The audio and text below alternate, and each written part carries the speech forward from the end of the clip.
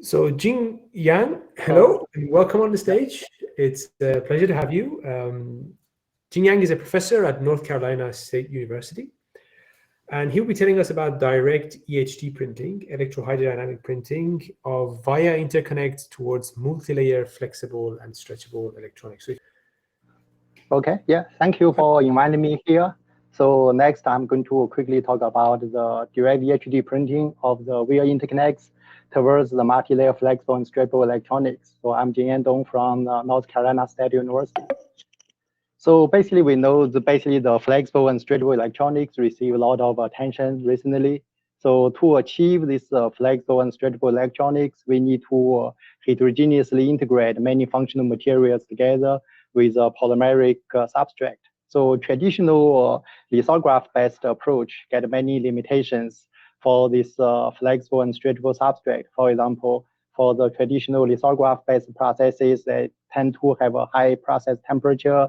They utilize a limited set of materials. So printing turned out to be a powerful technique to enable the production of the large-scale, low-cost electronic devices. So actually, there's tons of printing methods developed with the different functional materials towards the printable electronics for these flexible and stretchable applications.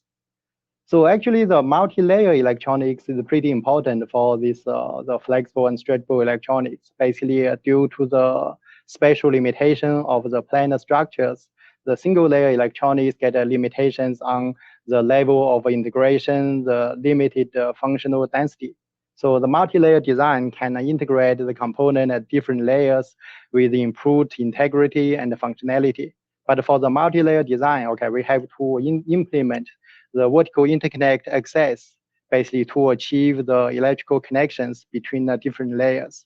So the traditional way to produce the vias basically is kind of like the drilling and the filling process. You have to drill the hole on the polymeric substrate, either by the laser or by the mechanical drill, and then fill the hole with the conductive materials. So this is kind of like a very difficult process, typically with harsh chemicals, with kind of like with many process limitations. Okay, so actually in this work we explore the direct printing of the vias, kind of like for the electrical devices. So we apply this something called the electrohydrodynamic printing process for the fabrication of the via interconnects.